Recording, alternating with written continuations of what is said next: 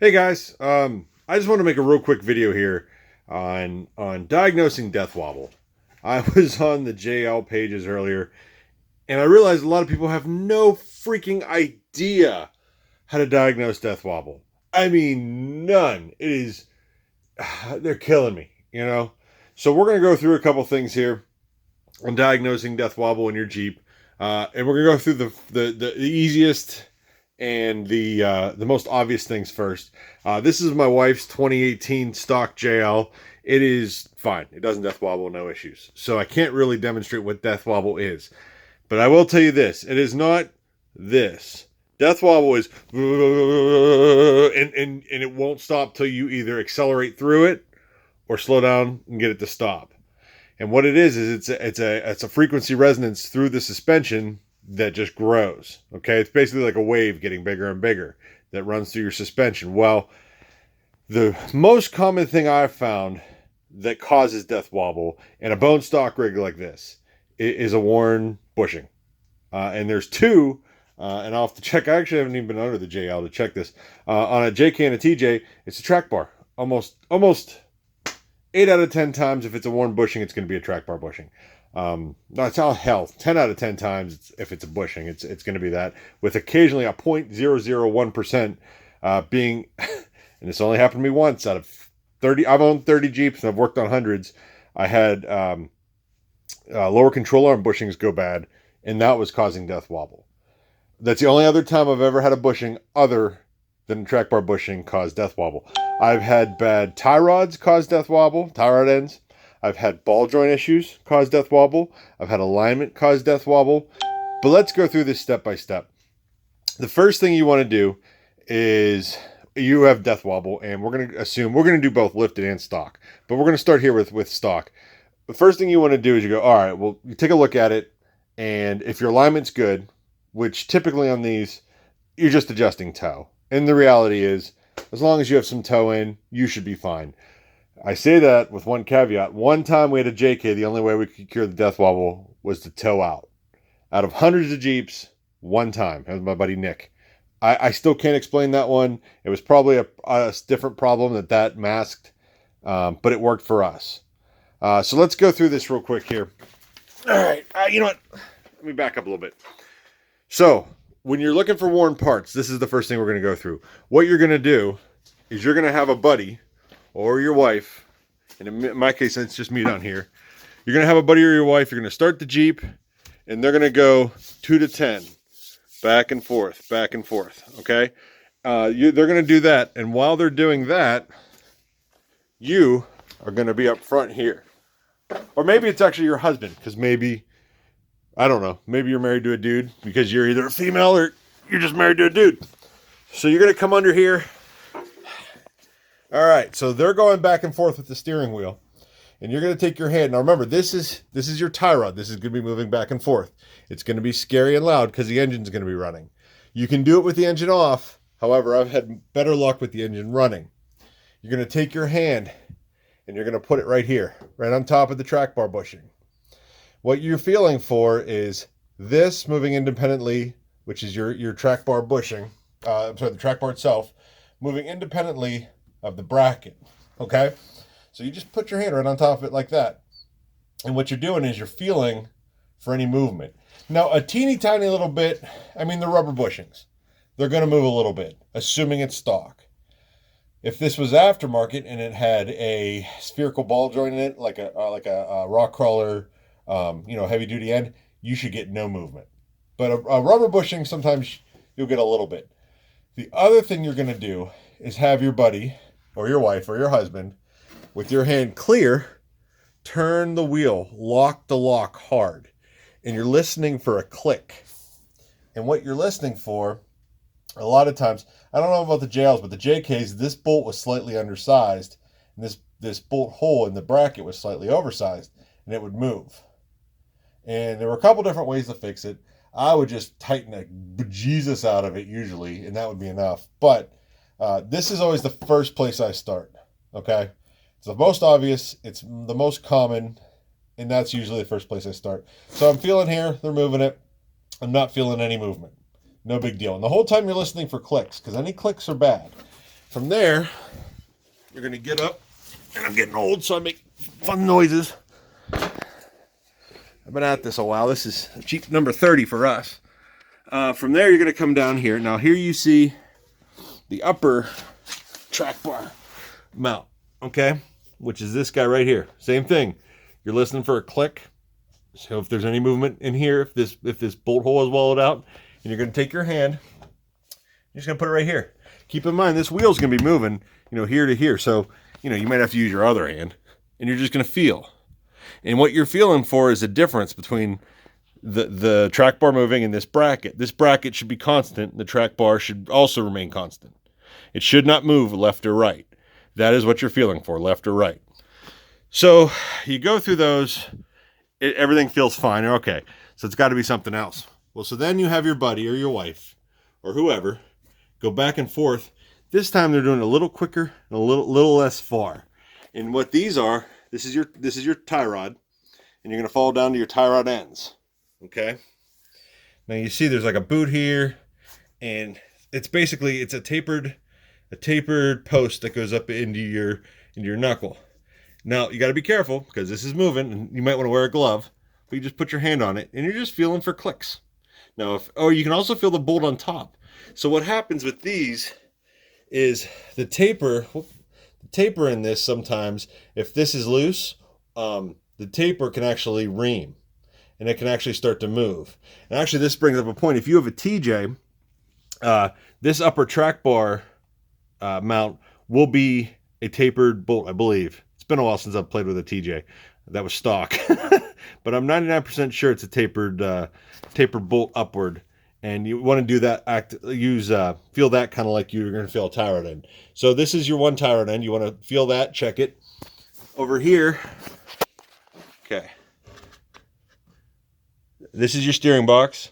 It's up here. I'm sorry, I'm pointing and trying to film and see. Anyway, steering box, pitman arm goes up to your steering box. You have another tie rod here. You want to kind of feel that, back and forth, being careful not to get your hand in anywhere. And you're not moving this very far. You're just feeling for the difference in movement between this and this. There should be none. Okay? Rotation is fine. Not that you will feel that, because you won't. Clicking is not. Then you're going to come over here. All right.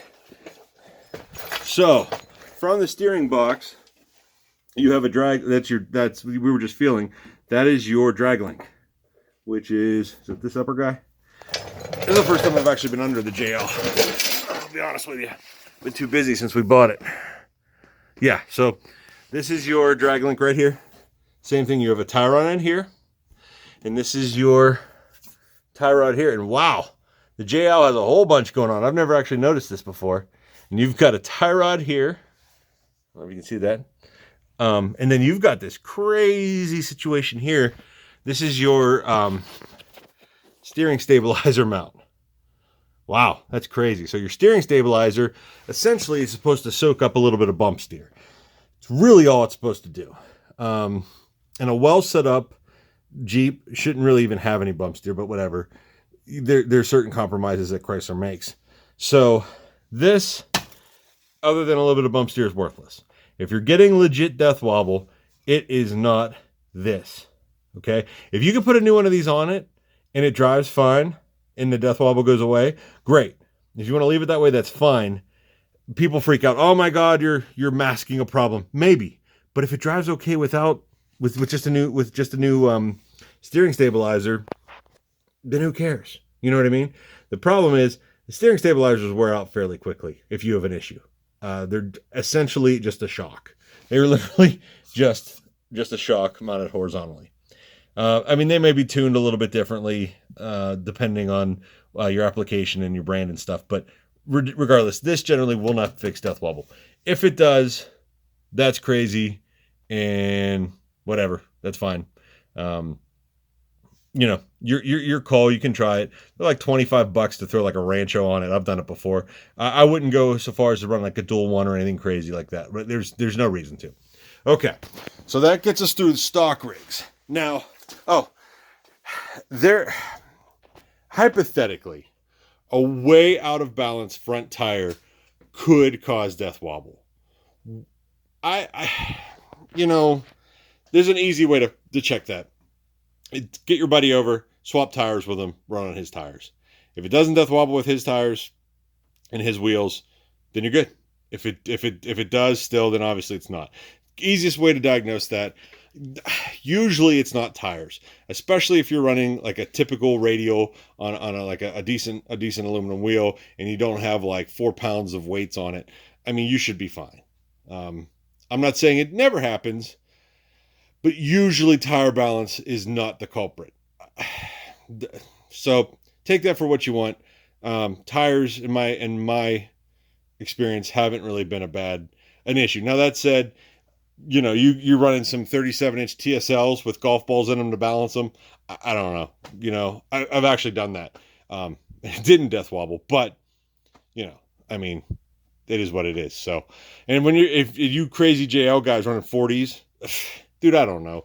You're running 40s on the street. I got no advice for you. This is us normal mortals that are currently running 35s, 37s, and sane size tires. Now I've had rigs on 42s before. Don't get me wrong. But I didn't expect it to ride like a Cadillac down the road. That said, though, my one TJ that my buddy built, that I bought from him, 4-link rear leaf spring front, rode like a Cadillac on 42s. Anyway, okay, on to lifted rigs. All the same things apply, okay? The other thing you want to check on a lifted rig, though, is caster. Now, the thing is with caster, so your wheel... You can imagine this as like a no caster rig. Your wheel turns like this, right? Well, what happens is that makes everything real twitchy. So it makes everything real twitchy. And anytime you move the wheel or the wheel gets a little bit of bump feedback, it makes it twitch. And the twitchier it is, the quicker it is to react the other way. And it pretty soon, death wobble. Now, if you run your caster out, well, it makes your wheel basically flop. In the mountain biking world, we call it slack. In the Jeep world, we call that caster. So if your rig was fine, you lifted it, you have no play in anything, right? Try half a dozen turns on the lower control arms just for the hell of it, and see if you can get that. What you want to do is almost feel numb a little bit in the steering, and then see if the death wobble comes back. Now, that being said, if that fixes the death wobble for you, but you have a really numb steering and you don't like it, you can start dialing that caster back and find a happy medium where you get the responsiveness that you like, but you're not getting the instant feedback that gives you the death wobble. For the lifted rigs, I would say caster is probably your biggest thing. That being said, for you new guys who don't know why this sucks. Okay. Sorry, again, getting old. Okay. So, you're going to be fighting as you increase caster. That bottom ball joint moves forward, okay? Because you're lengthening that lower control arm right there, okay? That's increasing your caster. What happens is this pinion drops, which actually can create vibrations from the pinion angle not being perfect. So, you fight a little bit of a battle there of finding a happy place where, you have enough caster that you don't death wobble, and then it doesn't feel what JK guys, and I don't know if JL guys have coined this term or used this term, we called it flighty, like all over, kind of like just wanting to go, but not getting vibrations from that front drive shaft. So that's why whenever you go 1-ton front ends, you do selectable hubs, because then you don't worry about it. You can run, you can cheat and run a little bit less, a little more caster and have a little less perfect driveline angle, and it's not as big of a deal. Also, a lot of aftermarket, 1-ton axles build in extra caster for this reason, so you can get a perfect driveline angle, but have that extra caster. And essentially, what they do is this inner C right here is just rotated a couple degrees, and that they build in caster for you. So, in the past, like I said, I had one rig ever, lower control arm. Now, this was on a 190,000 mile TJ that had rotten lower control arm bushings. That caused death wobble. It caused death wobble while it was being flat towed behind an RV. That's how crazy that one was. And it was a a tandem rear axle RV, and they wouldn't even know it, but people behind them would be coming up next to them, beeping and freaking out, and they'd look in the rearview camera, and there's the full front end of the TJ just destroying itself. So that rig was a different story. That's the only time I've ever had that happen. But in the interest of if any of you guys with older rigs are watching, it can happen. So I've never heard of shocks causing it ever. Not saying it's not possible. I don't think it would. I believe that kind of runs to everything with death wobble and how to diagnose it. It's a little bit of PFM, pure freaking magic to get it to work sometimes. If you're working on something pretty heavily modified, generally the way I do my lifts and my alignments, I have no way to measure caster. So generally I run rock crawler stuff. It's good quality stuff. Jeremy Purick's a fantastic guy. He's taking care of us along the way with a lot of different things. And he's, I don't know if he owns it or what, but he's a good dude. I think he's one of the owners. Anyway, I go off of what their specs are for a starting spec on my control arm length. And that's where I start with my caster. And then I set my, and there's not a very scientific way to do it, I set my toe to 1/2 inch in versus the back using a tape measure. And that's usually pretty dead nuts on. That'll get you pretty close. You can go get it aligned if you want. The guy at the Goodyear alignment shop or even the off-road alignment place, they're just setting it to factory spec. And to be honest with you, most of them will not touch caster. They won't touch it. They will not disconnect the lower control arm and spin out a... because the way you adjust that on most lower control arms is you have to drop the control arm, unscrew the joint, put it back up in, and that moves the axle in or out. And if you're only doing the lowers, it's moving your... So if this is your outer knuckle, it's moving your outer knuckle like this and adjusting your caster. Because your top will be constant and it's basically pivoting. So I've never found an off-road shop that I was like, oh yeah, these guys really set it up. Now, if you have an off-road shop that's building like Ultra 4 buggies, maybe those guys are what's up. But your standard shop slapping in lifts, dude, they're just not really in for it. And they don't have enough money in for the labor to really diagnose these issues. So, last thing, I've never had it happen, but especially with the JKs, the ball joints wear out like crazy. I mean, they're junk. I don't know how these JLs are yet. I mean, they came with 33s. It's a whole new design, so we'll just have to see. But with the JKs, the ball joints would wear out, and you'd start to just have play in them. I've seen that cause death wobble before. And that's usually a pretty easy one to diagnose. You jack it up and you push and pull on the top and bottom of the tire, and it'll move. I've only ever seen that in JKs. TJs have usually been pretty solid. I haven't had a whole lot of issues with them. Same with YJs, but generally we're not running as big of a tire as the JK and JL guys are. So it's been less of an issue. They wear out unit bearings like crazy when you go to like a 3.75 offset wheel with like a 1250. They really wear out unit bearings quick. So again, rarely causes death wobble, but it's possible. So anyway, that's everything I have on diagnosing death wobble. I know this was kind of a long video. A lot of you guys, though, are new to this, and I'm reading these posts on JL forum, and I'm like, words like stabilizer bar for what the dealer is replacing to fix death wobble are being used. And I think it's important that you guys understand kind of what you have going on here. And if you want me to do any specific videos on parts of the suspension or whatever, I mean, I'm happy to do it. And I've been around, like I said, this is Jeep number 30 just for us.